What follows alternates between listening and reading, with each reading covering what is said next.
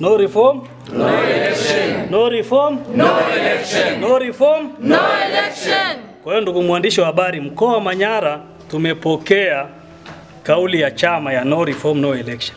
Kuelekea uchaguzi mkuu ambao utafanyika mwezi Oktoba mwaka huu 2025, chama cha demokrasia na maendeleo kimeshajipambanua kwamba ajenda yao ni no reform, no election. Sasa wameitwa na msajili wa vyama vya siasa na wao wameujulisha umma kwa kuandika taarifa kwa umma ambayo inasomeka: chama cha demokrasia na maendeleo Chadema kinapenda kutaarifu viongozi, wanachama na Watanzania kwa ujumla kuwa kesho Jumanne tarehe 18 Machi 2025 saa 4 asubuhi kitakutana na msajili wa vyama vya siasa jijini Dar es Salaam kwa ajili ya kuitikia wito wake. Ajenda kuu ya wito huo ikiwa ni no reforms, no election.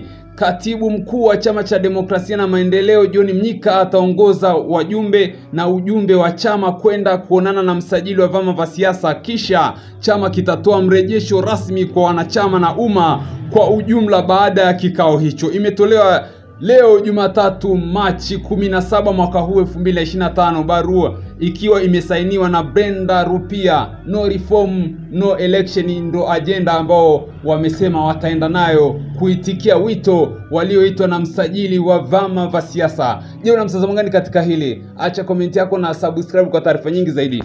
Kwa majina naitwa Matayo Gekul, ni mwenyekiti wa Chadema wa mkoa wa Manyara. Leo tumefanya kikao chetu cha baraza la mashauriano mkoa wa Manyara. Ni kikao ambacho kilikuwa na mambo mengi ya utendaji wa shughuli za chama kwenye mkoa.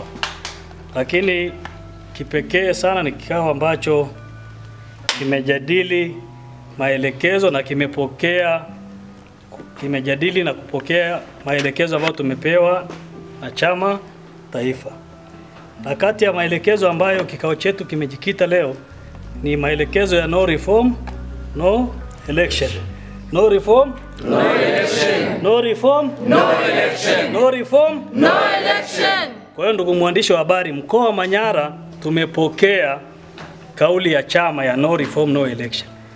Na naomba wananchi wa mkoa wa Manyara wajue, tukisema no reform, no election, maana yake ni kwamba kama hakutokuwa na mabadiliko ya kimfumo na mabadiliko kuhusu masuala ya uchaguzi, hakutokuwa na uchaguzi. Sasa nimewasikia juzi, nimemsikia nafikiri ni nani huyu? Achana na Happy na Wasira, achana na hao. Nimewasikia hawa wa tume ya taifa ya uchaguzi, mwenyekiti wa tume ya taifa ya uchaguzi wanazungumza, wanasema taratibu za uchaguzi zitaendelea. Sasa sisi kama mkoa wa Manyara tutume salamu kwao, tuwaambie kwamba uchaguzi ni moja ya mali ya Watanzania.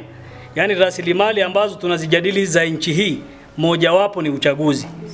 Watanzania wanapaswa kumchagua wanayempenda, sio ambaye tume ya taifa ya uchaguzi wanamtaka.